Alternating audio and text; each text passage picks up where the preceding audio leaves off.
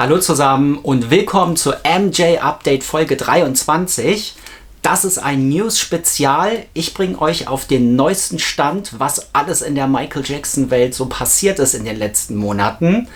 Ich schaue nochmal auf das MJ-Musical, London, aber auch Hamburg, Biopic-News, Neues vom Rechtsstreit Catherine Jackson gegen den Michael Jackson Estate und den Verkauf des Michael Jackson Musikkataloges.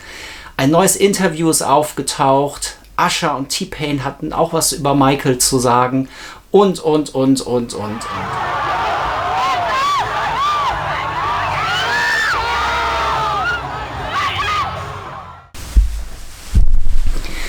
Ja, da bin ich. MJ Update Harry ist zurück auf dem Sofa.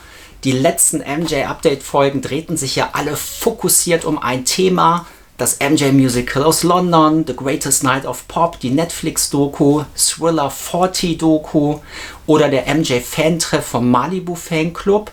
Heute wird es mal wieder Zeit, auf alle News zu schauen, die seit Januar erschienen sind, und damit seid ihr auch wieder auf dem neuesten Stand. Ich habe hier einiges vorbereitet um mich herum, ganz viele Blätter liegen hier. Ich muss mich jetzt mal schauen, wie ich mich sortiere und in welcher Reihenfolge ich die News abarbeite. Erst einmal, bevor wir damit starten, nochmal vielen Dank an euch, dass ihr so fleißig meine letzte Folge geschaut habt. MJ Update Folge 22, alles rund um die Premiere des MJ Musicals in London. Das waren die ersten regulären Spieltage, an denen das Musical in London lief. Und mit über 1700 Abrufen ist das jetzt mittlerweile die erfolgreichste MJ Update Folge auf meinem Kanal. Vielen Dank an euch, dass ihr so fleißig geschaut habt. Auch schöne Grüße an alle internationalen Gäste. Ich weiß, dass die Folge auch sehr viele Abrufe hatte in anderen Ländern. Und ja, jetzt starten wir. Und das Video bringt uns jetzt auch schon direkt zur ersten News. Und zwar Updates zum MJ The Musical. Und zwar am 27. März fand die offizielle Premiere in London statt. Ich war ja am 6. und 7. März dort und habe mir die ersten regulären Vorstellungen angeschaut. Manche sagen, das war die Vorpremiere, die Preview. Am 27. März fand schließlich die offizielle Premiere statt. Und zum Zeitpunkt der Preview, also als die ersten Vorstellungen stattfanden, wusste man das noch gar nicht, dass es am 27. März eine offizielle Premiere geben wird. Wir haben uns dann nämlich alle gefragt, habt ihr was gehört? Nein, es hatte niemand was gehört.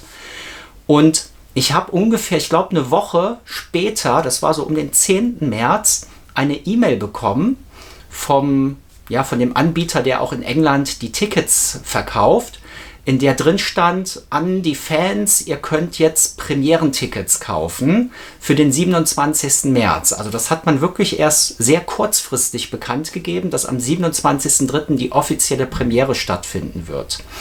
Und zu dem Zeitpunkt war ich natürlich schon wieder in Deutschland und da konnte ich mir nicht schon wieder Tickets für den 27. März, geschweige denn nochmal ein Hotel buchen und nochmal so eine Reise nach London machen. Hätte ich das vorher gewusst, hätte ich mich wahrscheinlich direkt auf diesen Termin eingeschossen, statt zur Vorpremiere zu fahren. Am 27.03. fand aber letztendlich die offizielle Premiere statt. Da spielte das Musical schon vom 6. März bis zum 27. März. Das spielt in London übrigens immer von Dienstag bis Sonntags und am Sonntag spielen 2 Vorstellungen. Stimmt gar nicht, von Mittwoch bis Dienstag. Der Dienstag ist immer spielfrei, das ist bei allen Musicals in London so, aber am Sonntag finden immer 2 Vorstellungen statt. Die Premiere wurde besucht von Michael Jacksons Kids. Alle 3 waren dort: Prince, Paris und Blanket Biggie. Ja, das ist ein seltener Anlass, dass alle 3 zusammen zu einer öffentlichen Veranstaltung gehen. Und hier bei MJ The Musical, der Premiere in London, waren alle 3 dabei. In der Zwischenzeit wurde auch die Spielzeit des MJ The Musicals in London verlängert. Das ist jetzt schon die 2. Verlängerung, meine ich. Das geht jetzt nämlich bis zum 6. Dezember wurde das verlängert. Ja, also wenn ihr noch vorhabt, nach London zu reisen, nehmt auf jeden Fall das MJ The Musical mit. Und das führt uns zum MJ Das Michael Jackson Musical, so heißt es nämlich in Deutschland offiziell. Das findet in Hamburg statt. Und ja, ich hatte damals für den 4. Dezember mir Tickets gekauft. Und jetzt in der Zwischenzeit habe ich festgestellt, da sind immer mehr Spieltage vorher dazugekommen. Das fand ich ein bisschen merkwürdig. Da kam auf einmal der 3. Dezember dazu. Und jetzt in den letzten Tagen, ganz aktuell sozusagen, ist die offizielle Preview, also die Vorpremiere, auf den 23.11. gelegt worden. Das heißt, es gibt jetzt schon Tickets für den 23.11. zu kaufen. Und es ist durchgesickert, dass am 1. Dezember die offizielle Premiere stattfinden wird des Musicals in Hamburg. Ja, ich weiß jetzt noch nicht, wie ich damit umgehen soll mit diesen Infos. Es sind jetzt sehr viele Vorstellungen, die für mich interessant wären. Andererseits wäre ich gerne am 23. November vor Ort, um mir die allererste Vorstellung anzuschauen. Andererseits würde ich auch gerne auf die Premiere gehen. Aber ich habe natürlich auch mein Ticket für den 4. Dezember. Und im Unterschied zum Londoner Musical, muss ich auch sagen, sind die deutschen Ticketpreise höher als in London. Das ist mir bei der Buchung auf jeden Fall aufgefallen. In London gab es auch Fanpreise. Das gab es in Deutschland nicht, als die ersten Tickets in den Verkauf gingen. Und ich bin ehrlich gesagt nicht bereit, für jede Vorstellung so viel Geld auszugeben, wie ich das jetzt für den 4. Dezember. Da habe ich mir für die beste Kategorie ein Ticket geholt. Ich meine 150 oder 159 Euro hat das gekostet. Das wäre ich bereit, einmal auszugeben. Und die anderen Vorstellungen, die müssen günstiger sein. Also ja, so viel Geld will ich dafür denn doch nicht ausgeben. Ja, ich überlege jetzt auf jeden Fall, ob ich auch noch mal irgendwas noch plane. Ich weiß, dass der Malibu Fanclub, der hat auf seinen offiziellen Kanälen auf Facebook und Instagram eine Abfrage gemacht, ob es Interesse unter uns Fans gibt, ob wir am 23.11. zur Vorpremiere vor Ort hinreisen würden und vielleicht auch eine Michael-Party vor Ort machen würden. Hätte ich grundsätzlich auch Interesse. Ich unterstütze das auf jeden Fall. Ob ich dabei bin, das weiß ich jedoch noch nicht, weil ich ja schon mein Ticket für den 4. Dezember habe. Und man kann in Deutschland Tickets ja nicht umtauschen. Das geht leider nicht. Man hat das Ticket, ich könnte das jetzt auf Fansale reinsetzen. Meine Erfahrungen mit Fansale sind aber eher, dass die Tickets dort immer deutlich günstiger verkauft werden. Und das sehe ich gerade irgendwie nicht ein. Wobei ich gesehen habe, für die offizielle Premiere am 1. Dezember gibt es gar keine Tickets zu kaufen. Vielleicht ist das auch wirklich nur für geladene Gäste. Ich weiß es nicht. Sind wir mal gespannt. Wenn es da neue Infos gibt, werde ich die hier sicherlich mit euch teilen. Am 29. Januar erschien The Greatest Night of Pop, eine Doku rund um das We Are the World Projekt. Und da gibt es bei mir auf dem Kanal die We Are the World Chroniken bereits.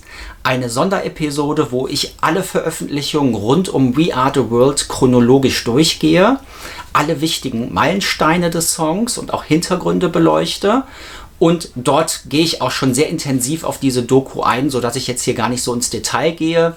Ihr findet auf jeden Fall auf Netflix eine neue Michael Jackson Doku. Die geht natürlich nicht nur um Michael Jackson, auch die anderen Künstler haben dort ihren Platz.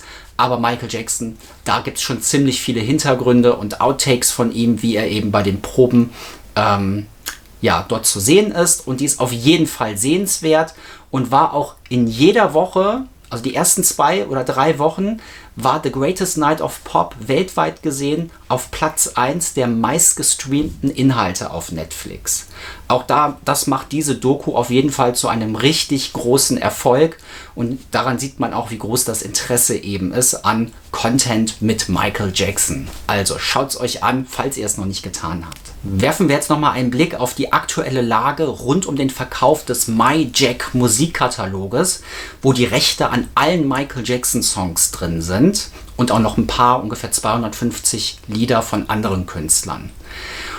Ja, der Gesamtwert wird auf 1,2 Milliarden US-Dollar geschätzt und ja, der Michael Jackson Estate hat Sony ein Angebot gemacht für die Hälfte des Kataloges für 600 Millionen Dollar. Und Sony hat dem wohl schon zugestimmt. Das ist noch nicht beschlossen. Sony hat nur signalisiert, dass es die Hälfte für 600 Millionen US-Dollar kaufen würde. Da sind noch nicht die Songrechte dabei, die zum Beispiel im Michael Jackson Musical gespielt werden. Also Beat It, Billie Jean, Thriller, die Rechte davon, von diesen Songs sind da noch nicht mit drin. Und Catherine Jackson hat hiergegen Einspruch erhoben, auch gerichtlich erwirkt, dass sie gehört wird, dass diesem Verkauf eben nicht zugestimmt wird, dass das verhindert wird. Und das hat sie noch zusammen mit Michaels Sohn Blanket Biggie gemacht. Und beide haben am 8.4. vor dem Gericht wohl eine sehr emotionale Ansprache gehalten, dass der Michael Jackson Estate das nicht verkaufen sollte. Der Richter hat, also das war erstmal eine Anhörung, wenn ich das richtig verstanden habe. Und kurz danach hat sich Blanket davon zurückgezogen und hat wohl auch gesagt, dass seine Oma Catherine für die Gerichtskosten nicht aus den Michael Jackson Fonds, also aus dem Estate, bezahlt werden soll. Was wiederum komisch ist, weil damit fällt er ja seiner Oma etwas in den Rücken. Und Catherine wiederum hat Ende März, ich meine, das war am 31. März um den Dreh, hat sie wiederum ihren Ärger auch gerichtlich Ausdruck verliehen, dass natürlich der Michael Jackson Estate auch ihre Gerichtskosten zahlen sollte. Ja, insgesamt ist das ein bisschen verzwickt. Ich weiß gar nicht, was ich davon halten soll, dass auch Biggie zuerst mit Catherine zusammen vor Gericht war, dagegen war, dann ist er zurückgetreten. Er soll wohl gesagt haben, er rechnet dem Ganzen wenig Aussicht auf Erfolg, weil der Michael Jackson Estate nun der offizielle Nachlassverwalter ist und die haben das Recht, alles machen zu können, was sie eben wollen. Was ich persönlich sehr schade finde, weil Biggie war ja offiziell als Teil der Kids mit vor Gericht und hat auch dafür gesprochen, dass er gerne die Rechte in der Familie halten möchte. Die Kids, wenn der jetzt wirklich komplett an Sony verkauft wird, haben die Kids irgendwann keine Möglichkeit mehr, über den Michael Jackson Nachlass zu verwalten. Das heißt, er ist verkauft, er gehört zum Sony-Konzern und Sony kann mit dem Michael Jackson Nachlass machen, was er möchte. Auf der anderen Seite gibt es auch Stimmen, die sagen, ja, macht endlich diesen Verkauf an Sony, weil dann kann es vielleicht auch endlich häufiger zu neuen Releases kommen. Weil der Estate, manche vermuten, dass der Estate eben Releases extra verhindert und Sony als Konzern, die ja immer das Geschäft im Hintergrund haben, die könnten sich sagen, nein, lass uns mal mehr veröffentlichen, um eben auch mehr Gewinn zu erwirtschaften. Was jetzt wirklich besser, was jetzt wirklich schlechter ist, kann ich gar nicht genau sagen. Ich persönlich hätte es besser gefunden, wenn der Nachlass irgendwann an seine Kids übergeben wird, wenn Prince sogar der Hauptnachlassverwalter gewesen wäre und er das Ganze vernünftig geleitet hätte. Das würde mir jetzt spontan, würde ich sagen, so wie Prince die Heal Los Angeles oder Heal the Kids Foundation, die er aufgebaut hat in Los Angeles, im Sinne seines Vaters, könnte ich mir gut vorstellen, dass seine Kids auch den Nachlass in seinem Sinne hätten gut verwalten können. Das wird aber vermutlich nicht passieren. Der Deal ist noch nicht abgeschlossen. Vielleicht verändert sich das noch alles oder es geht noch eine andere Richtung.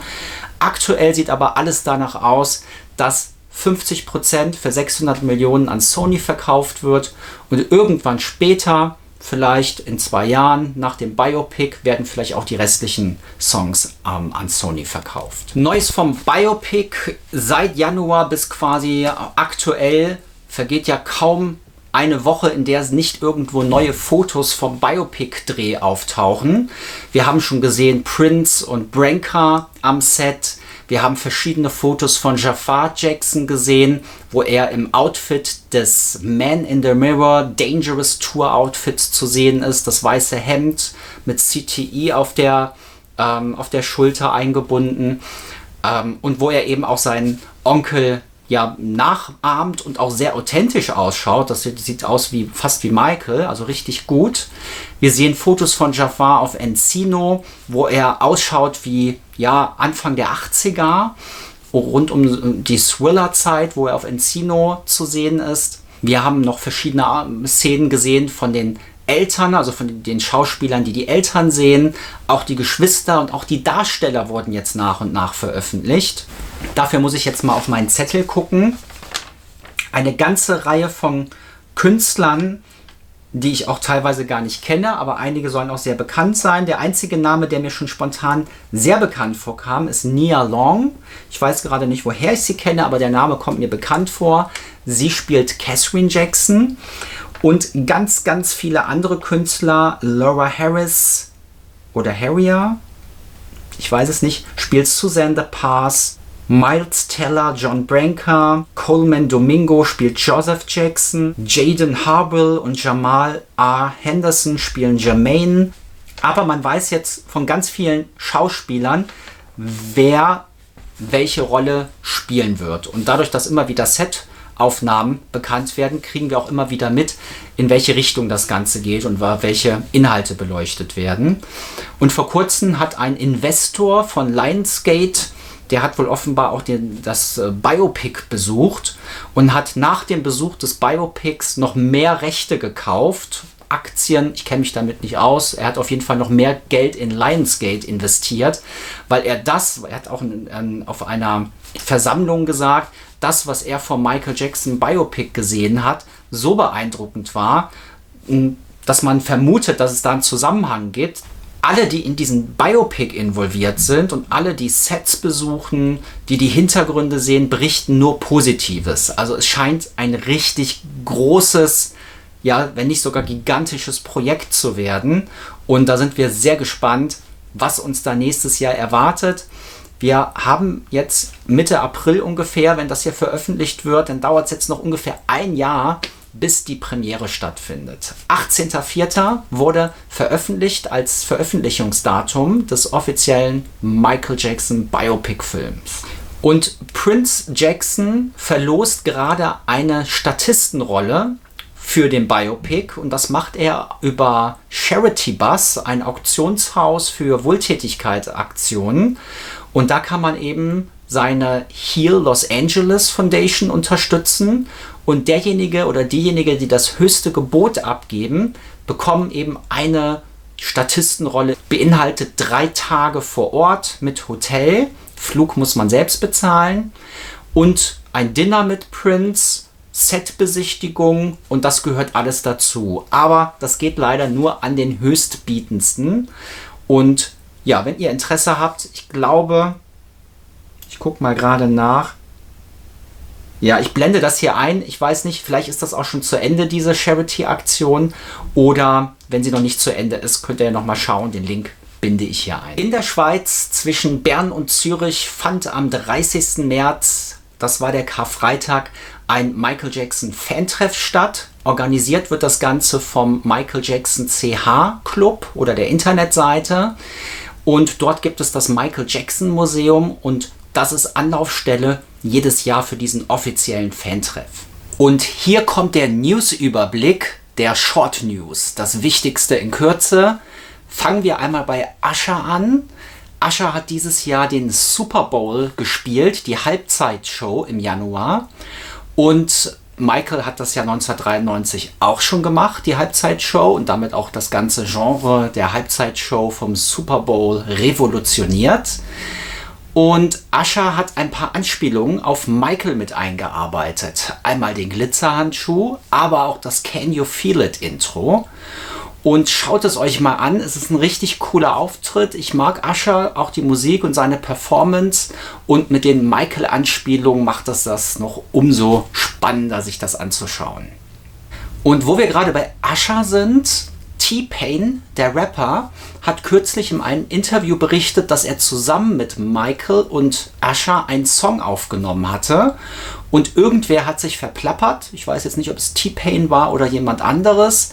Es sickerte auf jeden Fall durch, dass Michael mit T-Pain einen Song aufnimmt und mit Usher.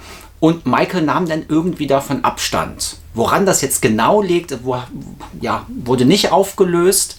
T-Pain vermutet, dass es damit zusammenhängt, dass Michael, dass da ein Geheimnis gelüftet wurde für die Zusammenarbeit. Und das hat man auch schon aus früheren Duettpartnern gehört. Wenn sich da jemand verplappert hat, hat Michael auch immer recht schnell Abstand davon genommen. Fällt mir eine Geschichte von George Michael ein, der auch mal erzählt hat, dass er mit Michael irgendwie was am Arbeiten war. Und das sickerte irgendwie durch, weil George Michael sich irgendwo verplappert hatte. Und dann hat Michael Abstand genommen davon. Wobei ein Duett zwischen George Michael und Michael Jackson auch mega gewesen wäre. Dass es das nicht gibt, naja.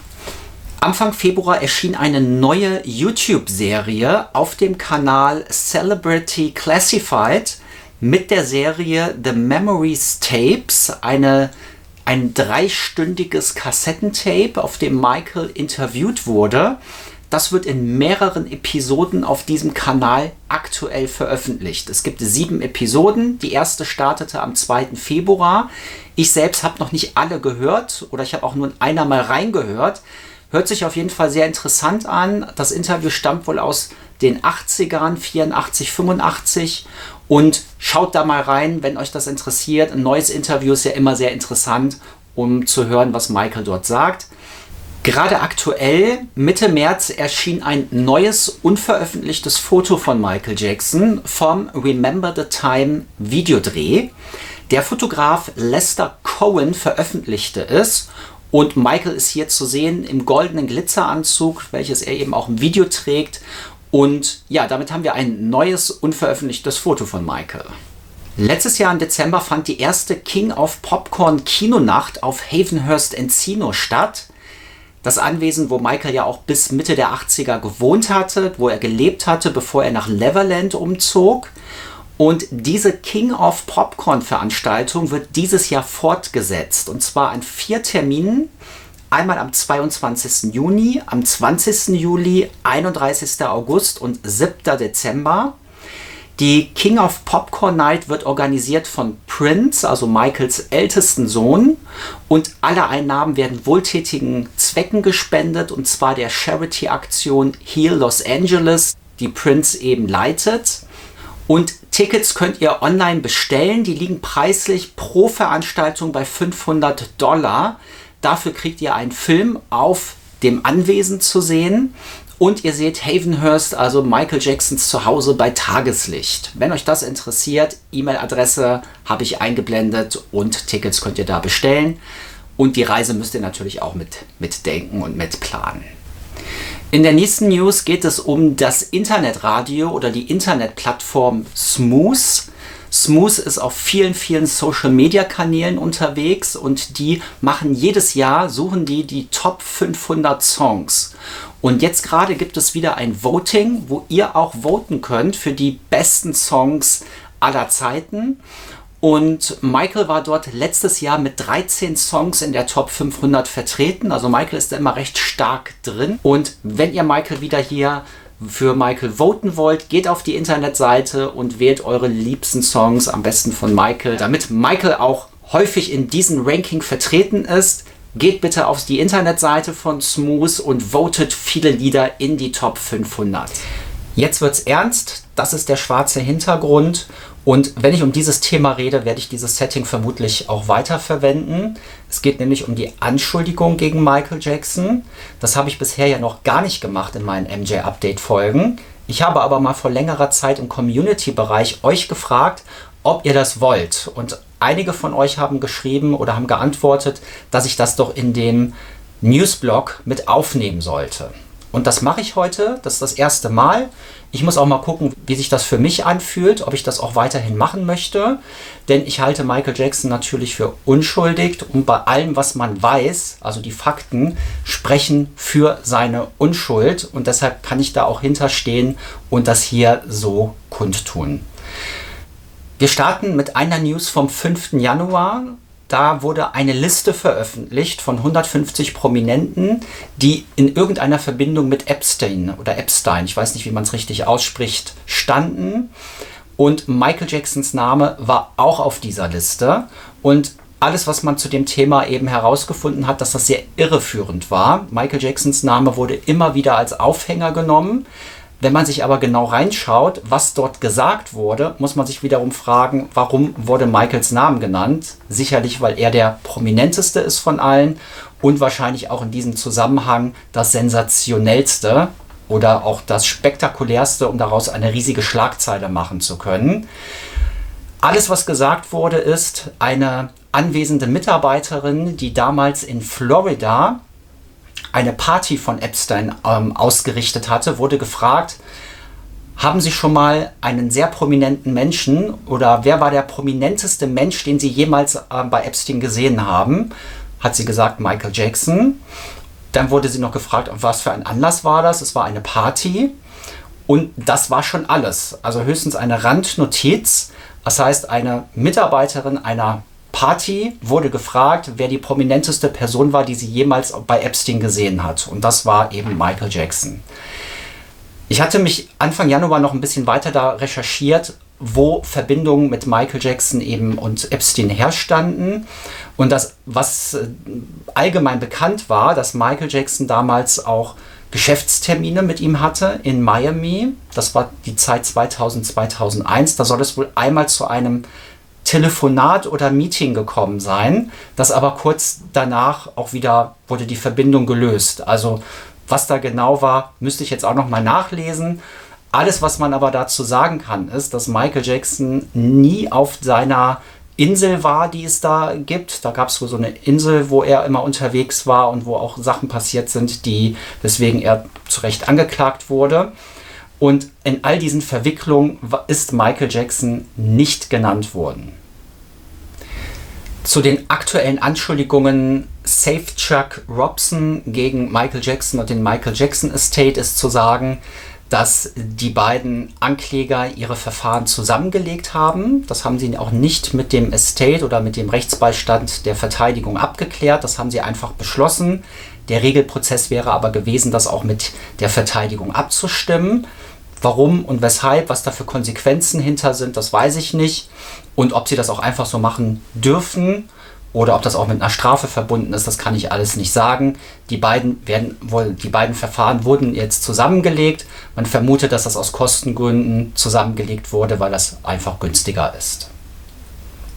Der Michael Jackson Estate hat zudem beantragt, dass das gesamte Verfahren als komplexe Rechtsstreitigkeit eingestuft wird. Das hat die Konsequenz, oder wenn der Richter dem zustimmt, hat das die Konsequenz, dass dieses Verfahren nicht an irgendeinem kleinen Provinzgericht ausgehandelt wird, sondern dass das an einem Gericht in Los Angeles ausgetragen wird, das eben auf komplexe Rechtsangelegenheiten spezialisiert wäre. Thomas Mesereau ist wieder im Rechtsteam. Er hat damals 2005 Michael Jackson schon verteidigt und auch erfolgreich den Freispruch geholt. Der Michael Jackson Estate hat Thomas Mesereau zurückgeholt und aktuell ist er im Rechtsteam und er hat sich gerade zur Aufgabe genommen, jede kleine Anschuldigung einzeln zu isolieren, zu betrachten und zu demontieren im besten Fall. Da sind wir gespannt, wie es da weitergeht. Ja, das waren diese News. Wie gesagt, kommentiert doch mal, wie ihr das fandet und ich gebe rüber zur Couch. Ja, das war MJ Update Folge 23 mit einem News-Spezial. Ich hoffe, ihr seid wieder auf dem neuesten Stand. Und wir sehen uns wieder bei MJ Update Folge 24. In der Zwischenzeit schaut mal auf meinen Kanal vorbei. Da gibt es bestimmt noch Videos, die ihr nicht gesehen habt. Zuletzt MJ the Musical, das mittlerweile über 1800 Abrufe hat und damit ja das erfolgreichste Video meiner MJ Update Serie ist. Vielen Dank an alle, die hier zuschauen, die mich und den Kanal unterstützen, die Michael unterstützen. Und ja, liked gerne diese Folge, kommentiert auch gerne, folgt mir, falls ihr das noch nicht macht. Und wir sehen uns wieder zur nächsten Folge. Also, bis dahin, macht's gut, tschüss.